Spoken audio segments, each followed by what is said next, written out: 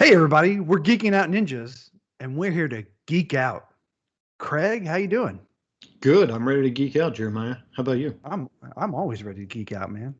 Let's do In it. fact, I'll tell you what. I was in HEB yesterday. I'm just gonna start. I didn't even put this. You don't know about this. Let's just I was do in it. HEB. I'm just starting out right away. I was standing in HEB by the entrance, waiting for my wife to go get a couple things down the aisle because we had a basket full of stuff. Yep. I make eye contact with the man walking in, and he was ready to geek out.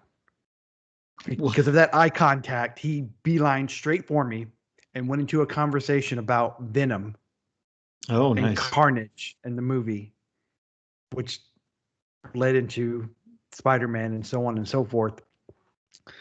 My wife got her items because she actually had a procedure, so she was kind of loopy. Yeah.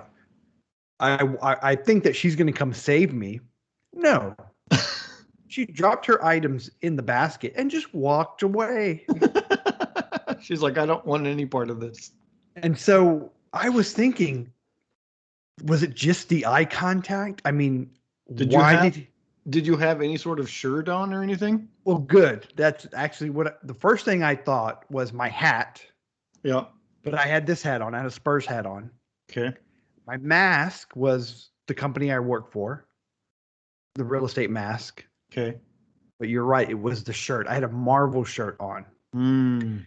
And he happened to have a Batman shirt. I took note of it because of the weird conversation. It wasn't a weird conversation. It was just weird that he came up to me and just started going at it. He might And he might have been in his quarantine bubble for too long by himself, and he's like, "Crap, there's another person that likes Marvel. I'm gonna talk to him." he did. And my wife, who I thought had my back, we've been married for so long. I thought she was like a wingman, right? Like, oh, we got to go, honey. Nope. Didn't even look at me. Didn't even look at the kid. Just dropped it in and just walked away. Peace out. And she didn't walk fast, so I ended the conversation, was able to get caught up to her. But yeah, it was odd the way that it happened, because I'm not really an extrovert Yeah. with strangers. So it was a quick 3 or 4 minute conversation about Venom and Carnage, and the previous Venom and the Spider-Man Spider-Verse. Yeah. I don't. Spider-Verse. Yeah, I don't back away from those conversations typically, but it was just, it just kind of happened. You were just caught off guard. I was caught off guard by my coolness. Oh, obviously. And obviously, and that's what I told my wife, and she didn't believe me. So that's one of the new things with me. How about what's going on with you? I finally got my car back. Nice. Yeah, so It's been like 2 months. It's been a month. Okay. It feels like forever. Yeah. Somebody set my alarm off. Well, that just means it's time to get started. Yeah. Is that your alarm for our show? I don't know. Keep talking, Jeremiah. Well, the other thing is that we are actually trying to get this podcast done before a major storm breaks out, which I had no idea was coming. Yeah. Tornado watch. Yeah, I had no clue about this until you texted me. Yeah, I was like, we should probably get this going. I don't watch the news or the weather. I don't do any of that. I just saw it on my phone. My phone says tornado watch, National Weather Service, something or other. Well, mine does now, but it didn't at the time you texted me. I was too busy. I was actually watching The Emancipation of Harley Quinn. Oh, yeah. Yeah, I'm about a third of a way through it. Have you seen it before, or is this the first time? First time. Yeah. First Me and time. my wife liked it. We liked it. Yeah. It was pretty good. It's enjoyable at this point. Yeah. So, it gets better. Okay. I like it. But back to your car. I mean, Yeah. we can talk movies. So finally got my car back. So I got not rear-ended. Someone backed into me in December. I don't know if I've already talked about this on the show or not.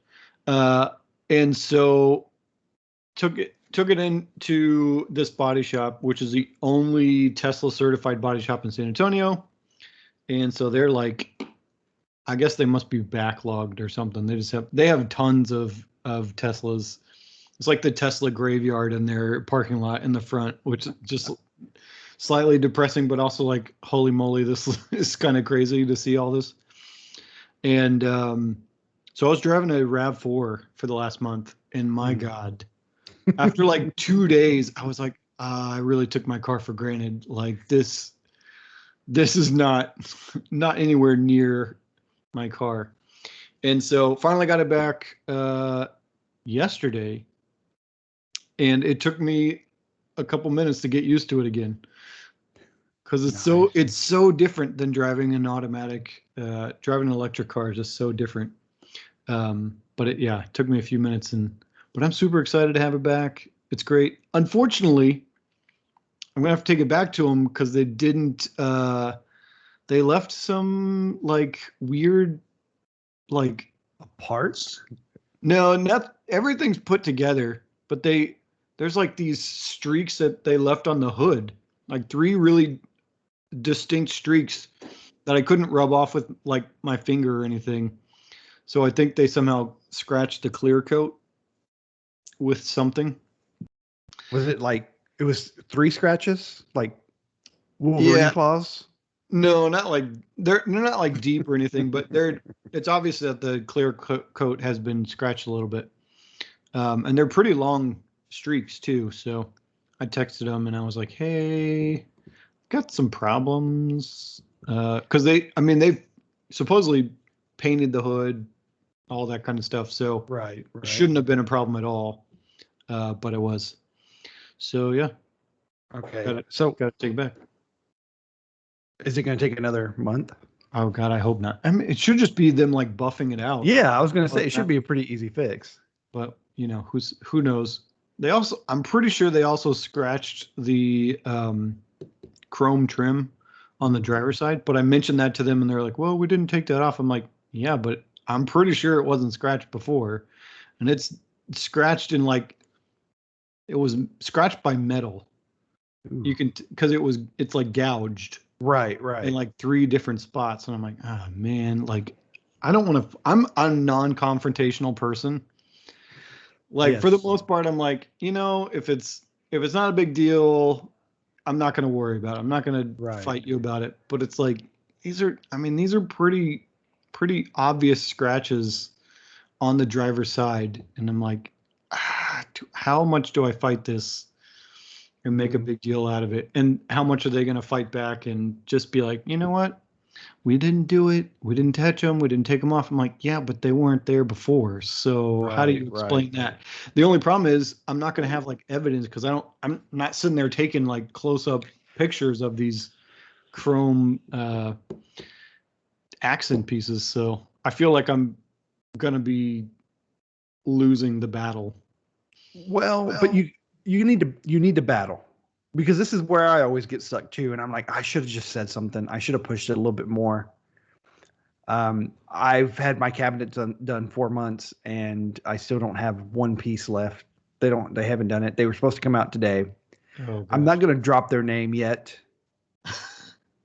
but, yeah, they wouldn't even answer my call today. So that's pretty frustrating. So keep fighting, my friend. Yeah. Because I'm like you. I'm not very confrontational, pretty patient. Yeah. I don't know. You fight for us, man. Get that fixed. Yeah, my wife normally will fight the battles. We're very different personalities, so it works out. Yeah, she's feisty. Yeah. So what else is going on with you? I almost died. Oh, really? Last Thursday night. I've gotten better at telling this story because I've told it to a lot of people. Thursday night, last week, it's 10:30, 11 o'clock, somewhere around there. It's time to get into bed. So I go into my bathroom, take care of business. Lights are turned off. I'm walking towards the door to my bedroom, and I see something out of the corner of my eye. Oh, no. Move. Something big move. And then I hear something cuss at me. Cuss at you? I don't know. He didn't cuss. I'm just saying that. He was loud though. He yelled something. It was a 8 to 10 inch centipede. Oh, hell. with the red. I gotta pull it. I'll pull up a picture of the redhead Hell's centipede. bells.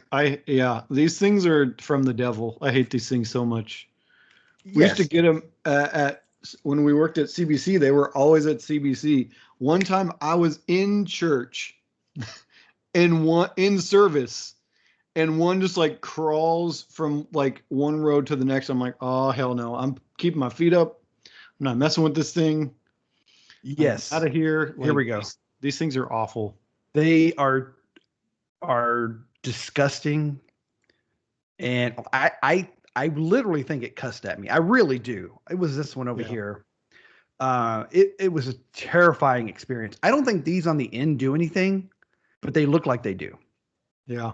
So, anyways, and because of our experience with them, there you could when we worked there, someone had security footage of us trying to kill one, and Yeah. it didn't turn out well. It ended up climbing into an open computer, and it took a while for us to get it out of that. We actually had a bug in the computer, like literally. Literal bug in the computer. Yes, it was huge, and it got in there. It felt. We tried to use the the condensed air, the can of air, Oh yeah, to yeah. freeze it. It was Nice. a big. Anyways, needless to What say, did you do about the one in your house? I freaked out.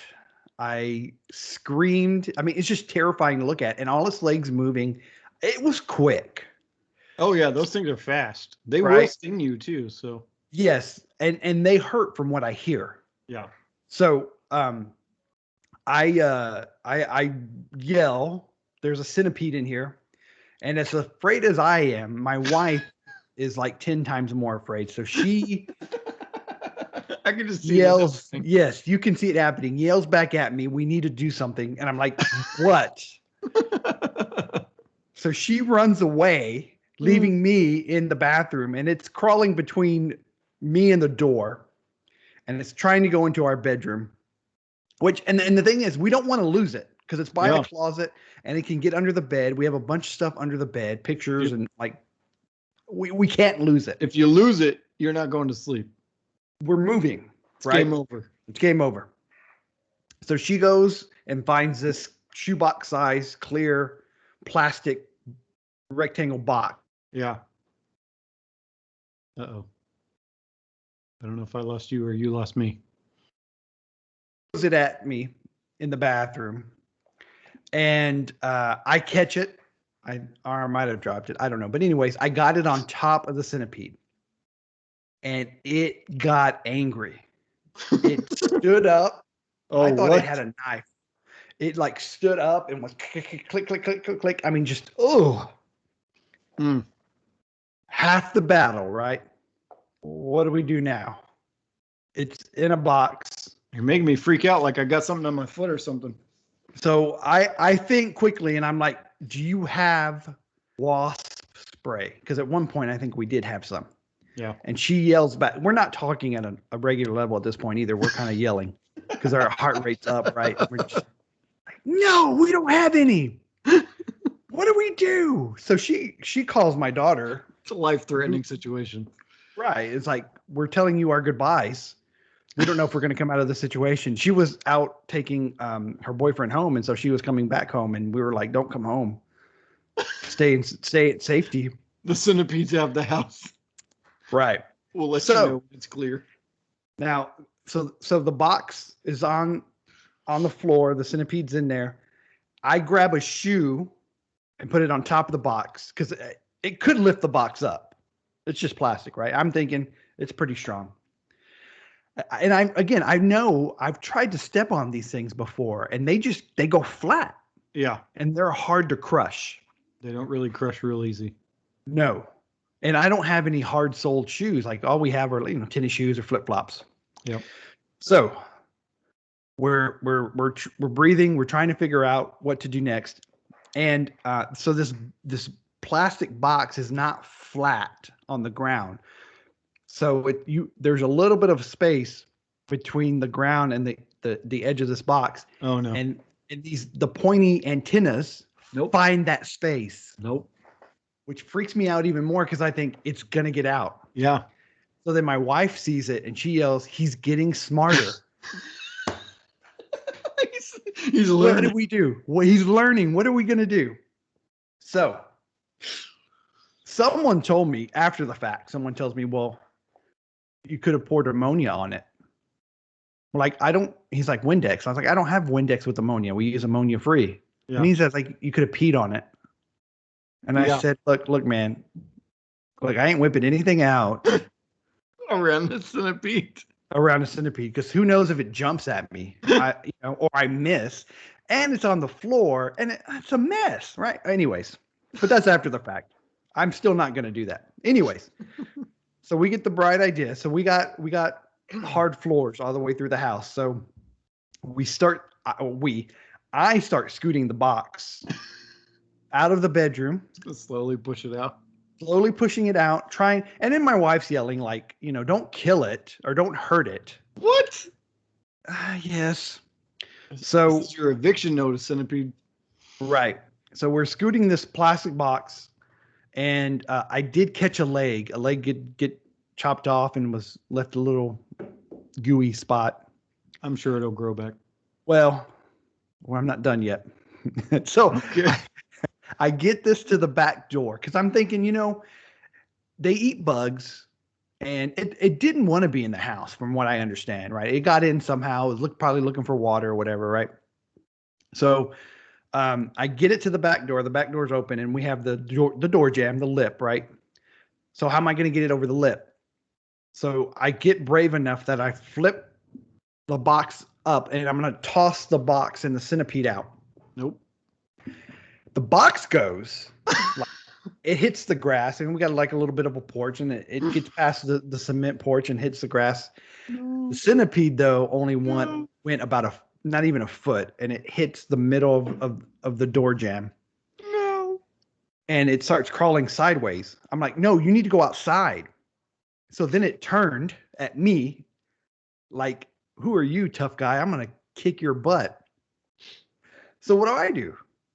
I slam the door shut. Like, I'm not letting you back in the house. So I closed the door, but somehow the centipede had got far enough that when I closed it, he wasn't underneath the door. He had found a way to get in the side of the door. So when the door closes, his bottom half is outside and his top half's inside, but he's stuck. Well, that's right? good. And he was mad because click, click, click, click, click. Those feet were hitting that wooden door like he was trying to get away. I mean, I thought he was going to break the door. Click, click, click, click, click, click. It's so gross. Ugh. You have to watch this on YouTube. If you're listening on the podcast, you need to go watch this because this is freaking out over here. Yeah. My hand gestures really give the story away. I can guarantee you my wife will probably skip past this story. So my son, my 13-year-old son, then says, you need to kill it. Get the scissors, Dad. What? Scissors? I ain't cutting it with scissors. So I yell at the wife, I need a shovel. This thing was huge. Yeah. I think I overdid it with the shovel, but whatever. So the shovel comes, and I'm able to kill it by chopping probably the red part of the head and probably one or two more body sections. And it kept moving for a little bit. I let it stop moving before I shoveled it out of the house because the top half falls. But I know it talked to me. My wife said he sounded like Samuel L. Jackson yelling at me and cussing. Oh man. Oof. We got to sleep that night.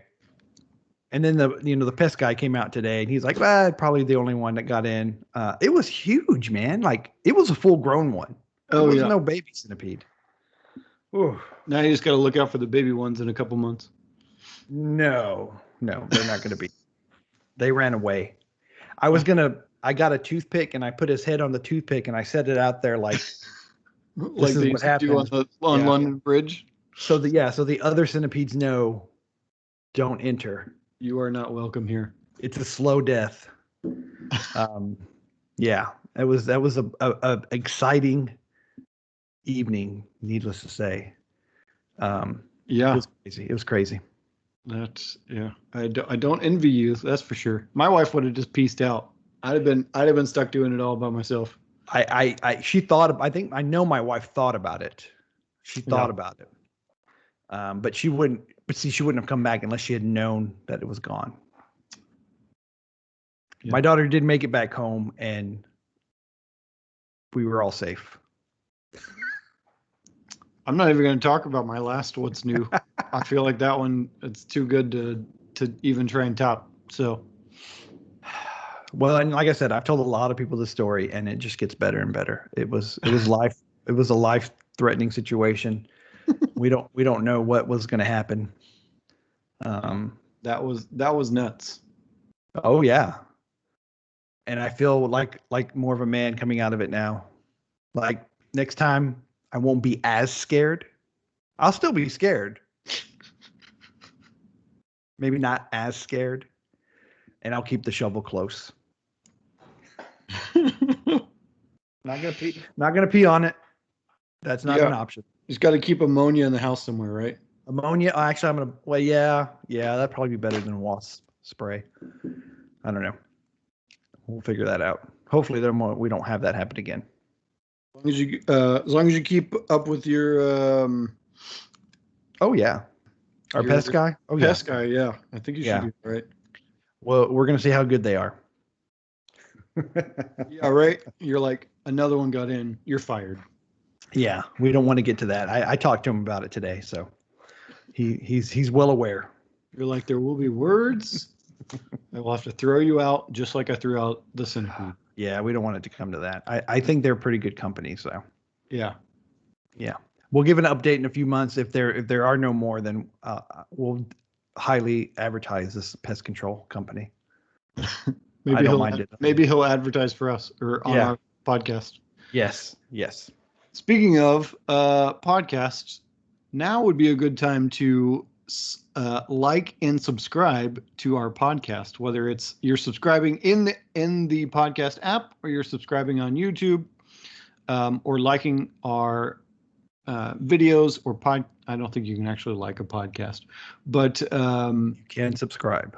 You can subscribe, which helps us out a lot, as well as liking on YouTube and subscribing on YouTube.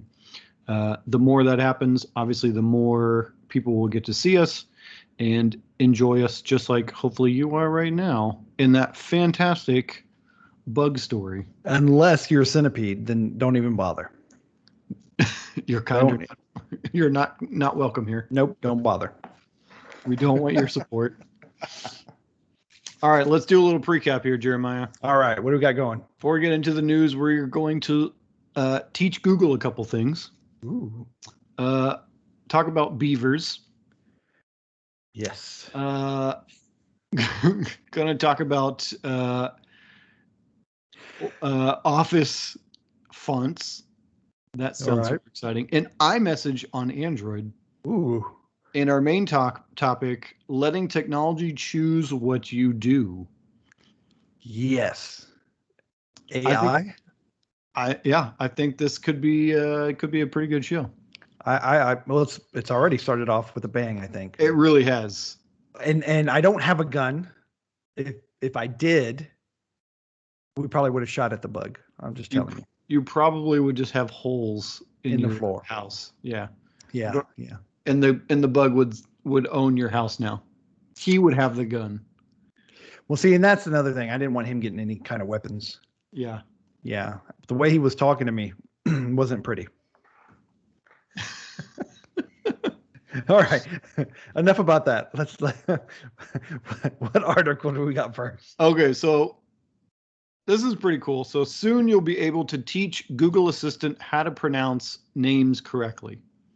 So if you've ever heard Google butcher a name, you know how bad it can be sometimes. And it's not great. What's interesting is that sometimes it gets better over time. So for the longest time, it would say, like, it would tell me to turn onto Hubner Road.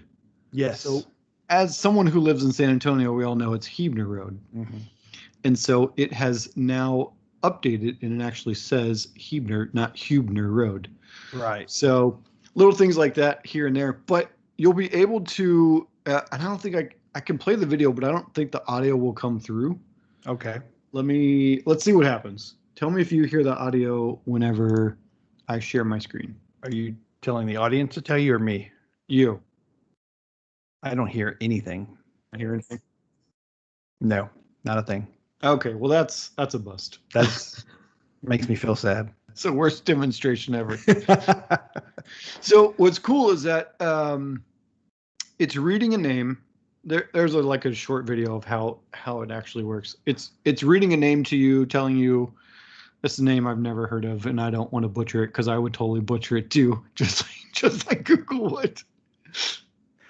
And it's a name I've never heard, and so it reads it completely wrong. But you're able to then say, "Hey, I'm going to record my own version of this name," and from then on out, that's how Google says it. Mm-hmm. So I think you're going to see more and more of this, and so they're demonstrating this actually in Google Contacts. So right. So on Android, you'll be able to tell it to say the name correctly. So whenever you're going to say, "Hey, Google," I had to put a really long pause in there so it didn't set it off. Yeah. Call Jeremiah. And so instead of it saying call Jeremy, it would actually know that because I've updated it and it knows what Jeremiah's name sounds like, it now will actually call that person and it'll say calling Jeremiah. So I think you're going to probably see a lot more of this beyond just Google Contacts. Right. I would venture a guess to say at some point it'll probably come to the Google Home devices. Mm-hmm. Mm-hmm. And so you'll be able to update it on there. So you hear something wrong and there's like a, hey, you said this wrong. Let's say it this way instead. I'm sure they'll come up with the verbiage and all that stuff, but I imagine there'll be a way to correct it in the future for across all products. Although I fear that people will start saying things wrong on purpose just to screw with it. And I'm curious of how it'll handle that. I'm sure. Well, there are some people that just pronounce things weird. So you live between Hebner and another street. Yes. How do you pronounce that street? I shouldn't say where you live, but I say, yeah, never's going to know. I say Blanco. So do I. Yeah. So if you're San Antonian, it's Blanco, but it's actually Blanco. Right. Right. Which is the real Spanish word. It's and we're in a Spanish city. Right. I don't know. It's interesting. Yeah, but I get it. Then there's a bunch of street names that are German and nobody says them like they would say it if they were living in German or speaking German. So yeah, it is, it is what it is.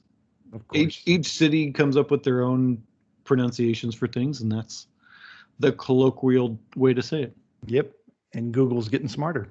It's getting smarter. It's asking you to help out because it knows that it can't go to every single city and location and update everything based on the way people say things. Right. Exactly. Very cool. Very cool. Now, our next story is kind of a fun time story, right? Yeah. And it's nature striking back at us, I think is what it is. Yes, it is. Would you agree? So apparently in Canada, British Columbia, there was a beaver who decided to dig a 3-foot hole and chewed through fiber conduit and the cable itself. That's pretty good. Yeah. So the cable is actually, so the conduit is actually 4.5 inches thick. This is it's not a real thin thing. So the fact that this beaver was like, you know what, this seems like something I want to play with. Let's do this. Obviously they're showing the after picture of how much they had to dig out, but I imagine this beaver dug a pretty big hole to get in there to cut this out. Right. Yeah, and that's not easy to do. Yeah. And how do you find that? Yeah, right. I'm sure that and I'm not sure. I know they have testers to where they could tell you where the breaks are. How far the break is, or how many feet, or whatever. Yeah, they're Or meters. The testing equipment they have nowadays for fiber is really sophisticated, and it makes it a lot easier to figure that kind of stuff out. But about 900 internet users in British Columbia lost service for 36 hours while they called out a fiber splicer to come out and splice these cables back together. And it does. It takes time to do it, because I do know when I lived in Cibolo, we had AT&T fiber, and we were living in a somewhat new neighborhood, and it would happen. Almost seems like once every couple of months, they would cut the fiber line with the construction, and you would see the AT&T trucks out there for a good 8 to 12 hours splicing it back together. And we'd be out of internet because construction wasn't paying attention to what they were doing, and it's work, and it was not nice when you lose your internet for that long. Yeah, right. Especially coming out of a pandemic where a lot of people are working from home or schooling from home. I don't know what their rules are. I assume some of them are still at home. Yeah, I don't know. I imagine they are as well. I think most of Canada is. Yeah. So what's kind of funny about this is that the Beavers Dam is actually like right next to where he dug the hole. So he made the fiber conduit part of his Beavers Dam. Yes. And one of the comments in the article was saying, so Canadian beavers can get fiber to the home in the middle of the forest, but I can't.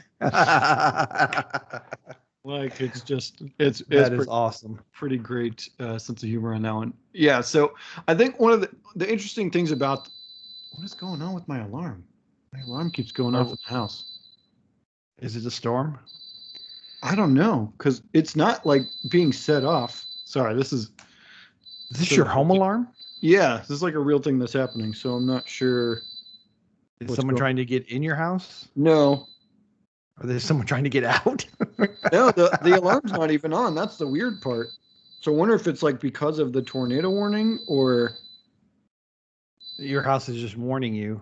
How close are we to it? Is it? I honestly don't know. I was trying to look right now, but I don't know. This is live and happening right now, everyone, and this is live and happening right now. I got to go take a look at this and see what's going on. Okay. I think my wife is not here, so I got to figure this out. So,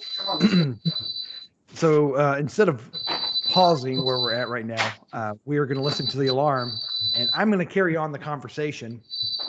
And Craig is off doing what he needs to do to calm this alarm down. So if obviously with podcasts, we record them before we release them. So with something weird going on, we should probably pause the video, because I really don't know what to talk about at this point. I could continue on with the beaver story, but we pretty much covered it all. Beavers are a natural animal in Canada, and I like beavers a lot. Pretty prevalent. And I was just really trying to stall while you were gone.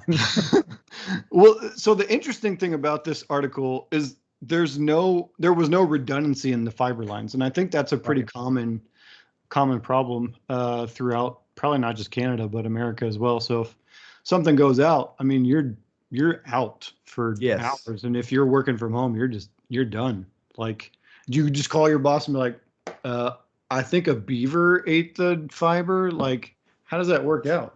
Well, it said it happened 4 a.m. Saturday, so it was on the weekend. Although I know people work over the weekend, but yeah, it worked out for them. But yeah, normal scenarios, when your internet goes out, I mean, it's not fun. No, you have no connection. And how remote was this? Was this like a remote city? Because then, like, you don't know what's going on. You have no Netflix. Yeah, I didn't look that much into it. Maybe they went to the river and played with the beavers. I don't know. They accidentally found it. Whatever Canadians do, right? Yeah. All right. Let's move on to the next story. So Google's Nest Hub is making its way into your hotel room. I think this is kind of interesting. So it won't be a full Google Home experience. So if you have a Google Home in your house, the ones with the screen, that's what's going to be Right. in the room.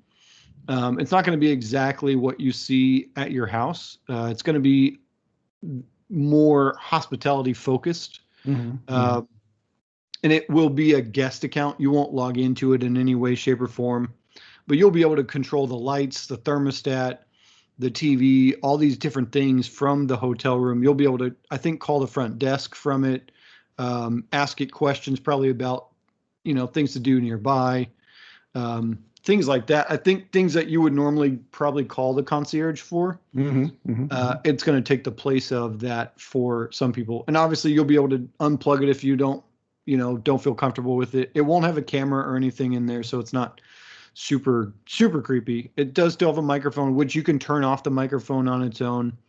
It does have a hardware switch on there that disconnects it.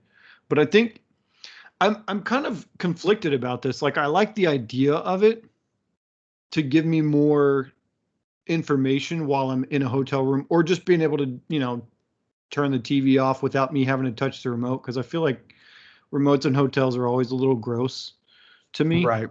So I think having that ability to where I could control the TV would be kind of nice in my opinion. But I could see from, I don't know, the possibility of these being hacked somehow, and then now someone's listening to you. I feel like that is kind of a weird spot. I don't think the likelihood is very high, but right. There's. I'm sure they'll be able to put some kind of firewalls up. I mean, there's going to be people that are going to try to hack them, but I mean, what are they going to get out of it, really? And these are going to be out of your more higher end hotels in the beginning, anyways. Yeah, I'm sure. But I mean, it'll be a neat little addition. I use my phone when I go to a hotel room, anyways. I mean, I don't really even call the front desk anymore. Yeah, same. I mean, my alarm, everything I need is on my phone. My Google Assistant is my concierge. So, I mean, or we use Travelocity, to be honest, but okay. I'm okay with it. that was easy, man. You're like, yeah, it's fine. It's fine. It's a clock. It'll work. Yeah, I mean, that you'll have your alarm clock and be able to set all that stuff on there too. I see it as like a way to consolidate devices in a hotel room. I think you'll be able to get rid of a few things by having this in its place. Well, it'll be nice to be able to tell it to turn on the lights, because sometimes they put the light switches in weird places and you got to walk in dark. They really do. Yeah. Yeah. It's kind of weird. Or when you turn them off at night, you got to find them when you get up in the morning. But yeah, again, it'll work. Whatever. Yeah. That's whatevs. That'll be nice. So next story is pretty interesting. At least it was to me, which is why I included it. Right. So they are, and this is not the only company doing it, but BrainGate has come up with a high bandwidth wireless body to computer interface. And it was demonstrated in humans for the first time. Apparently they had used it in monkeys previously.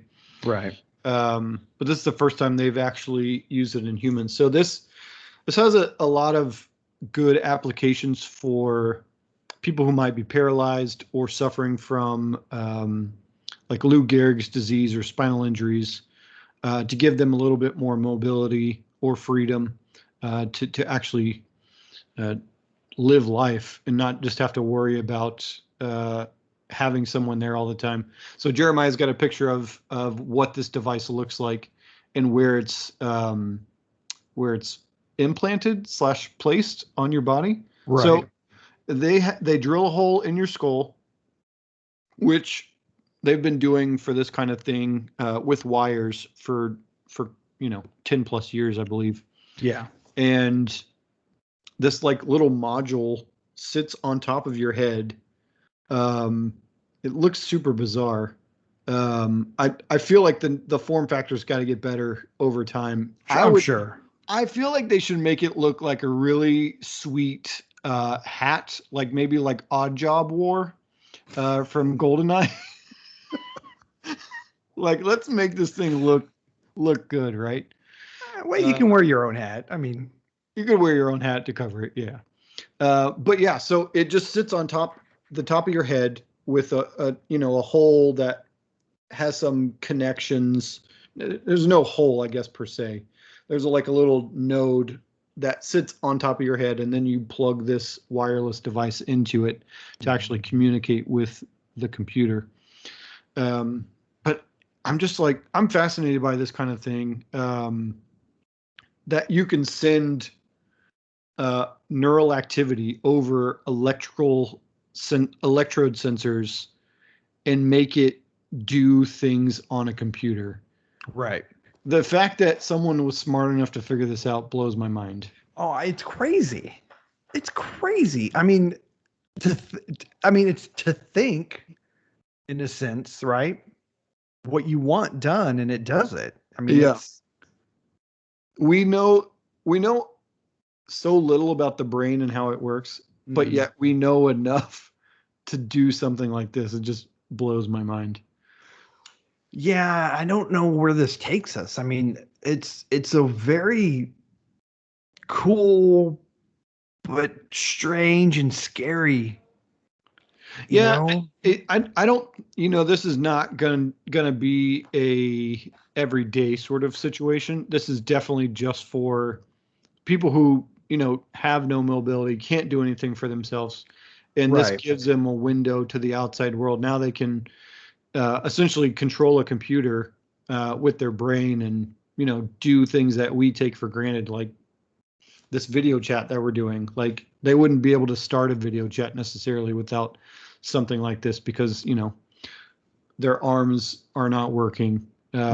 So I think it could give freedom to a lot of people who don't have it. And, sure. And in that sense, to me, it's a really great technology. I think it's a little scarier if we're starting to implant this kind of thing into everybody's head and we're all trying to connect to computers. I think that's a little bit of a scarier world. Right. But if it's facilitating people who aren't able to do something, I think it's a better cause. Oh, 100%. But I just go back to, have you seen the movie Johnny Mnemonic? Remember that movie? Keanu Reeves? I don't know.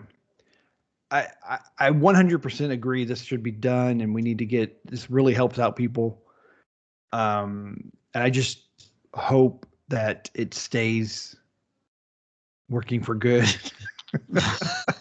I mean, not to be the pessimist or whatever science fiction nerd, but it's just, it's just hard for me to imagine the brain power and the amount of studying to get this far. Yeah. Right. It's got to be tremendous. I mean, to be able to figure to this point out is like beyond me, obviously, but just to be able to even grasp how it was done is way out there. Out there. Really smart people. And I'm glad that they're out to help others. And just in case you're curious, the battery only lasts 36 hours. Yeah. I imagine it'll probably be replaceable or rechargeable. Rechargeable, I would imagine. When you go to sleep, you could put it in the charger, or someone could put it in the charger. Maybe it's a wireless charger. Well, it could be that too. Then you don't even have to worry about it. You're constantly being topped up while you sleep. Mm-hmm. Interesting. Wow.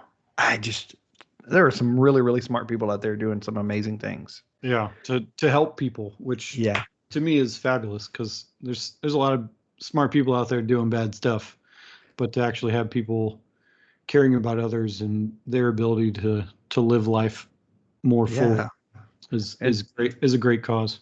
And I'm walking through HEB trying to avoid people talking to me and not knowing how to kill centipedes. We all have our cross to bear, I guess. Yeah. Me and those centipedes, man. That's awesome. Okay. Now we come to the really, really awesome part. The hard hitting We talk fonts. fonts. Yeah. So So did you know that Calibri has been Office's default font for the past 15 years? I'll be honest, I probably haven't used Microsoft for the past 15 years. I've been on Google Docs for a long time. Yeah. So I couldn't tell you the last time I actually used Word or anything. If it wasn't for work, I probably would never use Office products at all because I have no real need for Excel and all the super fancy stuff it can do. Sheets is always good enough for me for the more basic stuff that I do. But yeah, like with Calibri truly is, the font that I use. I mean, it's obviously the default, but I don't change it to like Times New Roman or. I always use Comic Sans. That does sound like you, Jeremiah. Always trying to set the bar high. Yes, sir. So so Microsoft is changing the default font for the first time in 15 years. And they are, I guess, looking for feedback on which font they're going to choose. They have 5 different fonts. They're all slight variations of each other. They're all within the same font family. If you know anything about fonts, there's certain different characteristics that are very similar to each other. Nerd alert. Yeah. They're all sans serif fonts, if you will. But yeah, so what's interesting is the names to me. So Bierstadt, Grandview, Seaford, Skeena, and Tenorite. I would use Skeena for the name. You would use Skeena? That was the one that's the weirdest to me. Like Skeena? Like that's why I would use it. Like Skeena. I could remember Skeena. Yeah. What is Skeena? I don't know. I feel like I've reached a topic that Jeremiah is like, I don't know what to do with this topic. I don't know why we're talking about fonts. Fonts. I mean, come on. I'm trying to, spread our wings a little bit. Talk about more than just Google, Tesla, and SpaceX. I know your future son-in-law is just like, guys, like, stretch your wings a little bit. I understand, but like, I mean, come on, Microsoft. I don't know. If it wasn't for Windows and I had to use it, I don't know that I use any other Microsoft product. You know what? I probably do and don't even know it. Yeah, you probably do. There's probably tons of Microsoft stuff that I'm using that I don't even realize that I'm using, but I mean, whatever. Windows.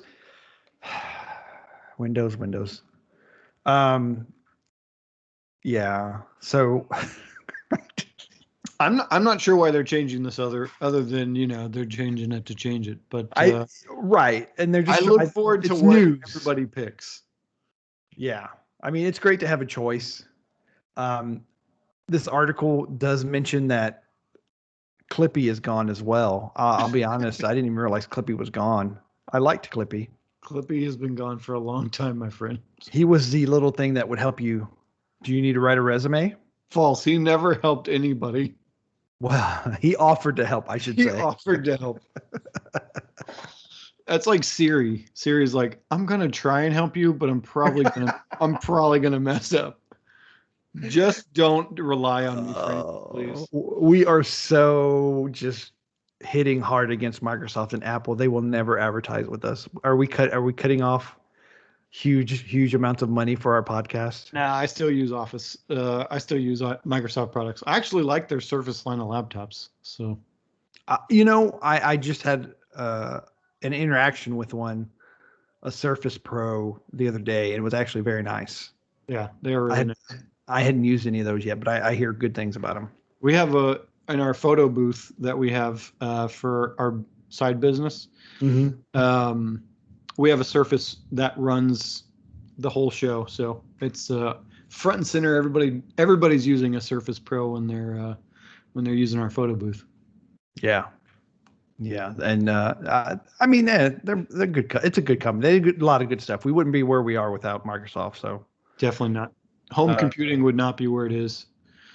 Without Microsoft, we would be in a very different place. Because even Microsoft, so Bill Gates actually gave Apple money to continue when they were like going like broke.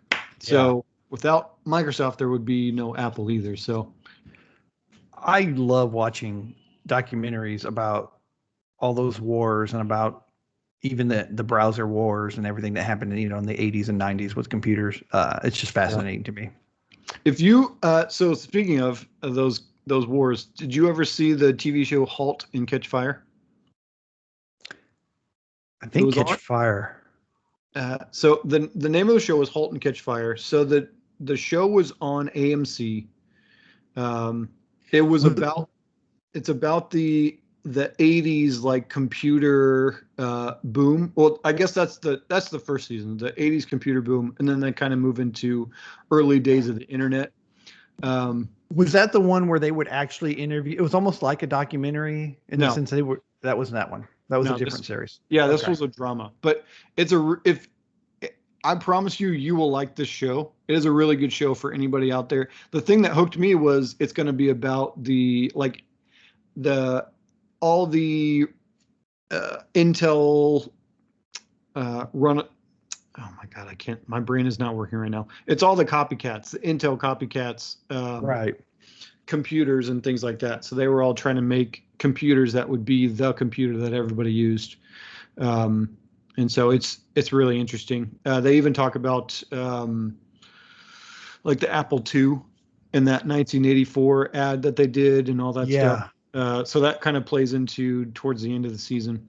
But yeah, it's really, I think really good I show. heard about that and I wanted to watch it. I never did, but there was another series that I watched that was like they actually interviewed. It was more about the browser wars when Internet Explorer kind of bought everything and or the default browser with Windows. Oh yeah, And was it Netscape? Netscape. That was what I used. And it was like they interviewed the actual people, but then they dramatized it, with real actors. Yeah. I loved that. I'll have to look that up and see what that was. That was a really good series that really played out that whole battle, and it was very cool. I couldn't tell you what it is. It's sad, I know, but it was so amazing. I loved it. No one watched it with me. You'll have to let us know what it is. I'll All have right. to find it. Last news story. Apple, back in 2013, rejected plans to bring iMessage to Android. Yes. I feel like this would have been a game changer for Android if they would have brought it to Android. I would probably be using iMessage if they brought it to Android. Well, that's the reason my daughters got away from their Pixel. My teenage daughter wanted to play pool with her friends. Yep. And so she wanted iMessage and went back to the iPhone. Yeah, I mean that's what my wife is. Why she's still on an iPhone is because. Sorry, my kids are trying to get in my office. They're supposed to be in the room right now, going to sleep. Yeah, kids out of their room after bedtime? No way. Yeah, I mean that's the reason my wife says she's stuck with an iPhone. She just can't give up iMessage and clients and things like that. But right. yeah, I mean, I would probably use it too, to be honest. Google has kind of screwed their messaging strategy up terribly over the last 10 years or so. Mm-hmm. And unless you use a third-party app or something like that, which it's hard to get everybody to get on board with it. I feel like if everybody had access to iMessage, probably everybody would be using iMessage. I think so. Or at least enough people where you would almost never have to like worry about which messaging platform someone was using. Yeah. It would simplify things a whole lot if everybody could use the same messaging system across the board. I long for that kind of cross-platform functionality in some sort of messaging platform. I just don't think there's incentive for anybody to do it. And that's essentially what happened with Apple is they argued with, so it was like an internal argument where it's like one guy was like, we should really bring this to Android, and so everybody will be using iMessage, and we'll kind of win the whole messaging game. And right, yeah, that makes sense. But one of the other executives was like, no, but then we can't lock them into using iPhone devices. Then the mom and dad who have iPhones and whatnot, they can just have their kids, or they can just buy their kids Android phones, and now they're still using iMessage even though they're buying different kind of phone. Yeah, I don't know. I mean, I can see where they were trying to keep that in their market, but I don't know. I think apps that allow you to do on both platforms tend to work out pretty well anyways. So I'm all for sharing that, but it looks like that is not really going to happen anytime soon. And Craig is taking a break as he's making sure that his children are safely in bed. I'm going to go back to the conversation we just had. The series is called Valley of the Boom. And I just stole your thunder with that last article. Valley of the Boom is a docuseries, which was very, very cool. Very good documentary about the browser wars and Netscape and Internet Explorer, and is really worth watching. All right. It was on it's on Hulu. National Geographic is where it was originally from 2019. If you are trying to watch it, you can find it on Hulu Premium subscription, YouTube TV subscription, Sling TV Premium subscription, Fubo TV, Amazon Prime Video. You can buy it on YouTube, Vudu, all those places. I'm going to be watching it on Prime tonight. Well, there you go. There you go. So join me if you want to watch. We'll it's a great series. Join Jeremiah and watch Valley of the Boom. All right, let's get to our main topic for the evening. We are close to that 1 hour mark. So this is about letting technology choose what you do. So what prompted this was, so I've seen this before. This is not like a new thing, right? Necessarily, but so Netflix now lets you essentially just press a button and it'll just randomly play something for you. Like, I guess there's a lot of, I don't know what to watch. Let me just, whatever Netflix wants to do, let's just figure out what that is. I'm not a big fan of this kind of technology, especially with like TV shows and things like that, or movies. I personally like a more curated list. I look for people who like good reviews of different shows and in movies and things like that. I won't just go watch anything. So this kind of thing for me, at least in this realm, and we'll talk about other things here in a minute, but in this like content like this doesn't really work for me. I'm kind of the same way. Although I will say, when I had a TiVo would randomly record TV shows that it thought I would like. I turned it off. Yeah, I turned that off. I was like, what is this taking up all the space for? Well, and I think, speaking for myself, like I have such a eclectic range of shows. Same. Like, I mean, I like sci-fi. I mean, pretty much I'll watch almost anything sci-fi, not everything, but outside of that, I mean, I've got some weird choices when it comes to documentaries, like dramas. I don't think Netflix will recommend any romance for me because I don't watch that, but you never know. You never know. It could be a science fiction romance maybe, and I would be all for that. Although I have been known to like The Notebook. Nicholas Sparks sometimes just gets you right in the feels. Classic movie. So, so you bring up the like recommendations and things like that. What was interesting to me, so Melissa and I, my wife, we just watched Shadow and Bone on Netflix. Ooh, I haven't watched that yet. Yeah, so it was actually pretty good. I mean, it's a young adults book that got turned into a Netflix series. And I only watched it once I read other people's reviews of like, okay, this is pretty good. Because I'm really leery of Netflix shows now. Like, I feel like they started out where it's like there's a lot of really good shows and you can just count on it being like something you want to watch. And now it's kind of where it's like they're just putting out like stuff, and I'm just like, I'm not really here for that. Like, I don't have that much time to just sit and watch random garbage that Netflix is putting out. Yes. But what's interesting to me is, so when we finished it, at the end of like a show or something, after you finish watching all of them on Netflix or a movie or something, they recommend like 3 things at the bottom, right? None of them were related to Shadow and Bone at all. Like one of them was the new Melissa McCarthy movie, which I've heard is trash. I like Melissa McCarthy. I think she's funny, but a lot of the movies she's doing right now, apparently her husband is the one creating these movies. They're just not good. They're not good. They're not funny. They're just not good shows.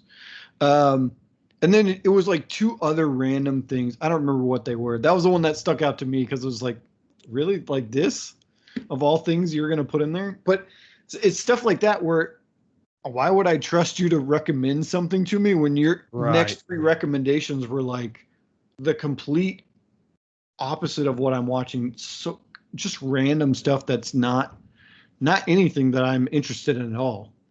Yeah. Well, and I'm in this article. I just want to point this out because this is hilarious, and this is so me. In the article, it's talking about, letting Netflix play something for you, and it says, "Gone are the halcyon days of watching The Shawshank Redemption on TNT just because it's on." Yeah. Dude, I totally did that. Yeah, I was all about Shawshank every time it was on. TNT was known for that, though. They would play a movie until like you could, like, they had the rights to it. They're like, we're going to play this every weekend. We're going to play it multiple times a day. Like, I watched The Postman with Kevin Costner. I don't know how many times on TNT. Like, I think I got to the point where I was like, I actually kind of like this movie. Yes. Well, Starship Troopers was on all the time on Sci-Fi for many years. Unfortunately, that one was like heavily edited because I think it's like an R rating. Yeah, but it was still. So was Shawshank. But I mean, I could still watch that today, and my wife just gets sick every time she thinks it's on. She hears Morgan Freeman's voice. It's like my wife. She will literally watch The Fugitive anytime it's on. Isn't that just funny? These guilty pleasure movies that are just like, we all have them that like, oh, if it's on, I'm totally watching. Yeah. That's just crazy. I'm with you on the Netflix. It may look good, but the picture looks nice. But yeah, it's just, there is a lot of trash out there right now. And I think it's on almost every platform though. They're just trying to push content out there because that's, when Netflix started doing it, that original content is the thing now. And sometimes it's garbage. Yeah. And sometimes they put stuff out that's good and then they cancel it. Or it's really hard to find. Like they don't promote it and it's like, well, hello? Your lights went out. Yeah, my power just flickered for a second. I have UPSs for everything, so not a huge deal. But yeah, my kids are probably freaking out. I think they're standing outside my office door. My wife left and is at like a party, I think. So I'm trying to finish this podcast. Well, let's my kids standing outside the door. This is a good time. I know the storm's rolling in. We can always pick up what our favorite movies are and everything. I mean, unless you have something else to add.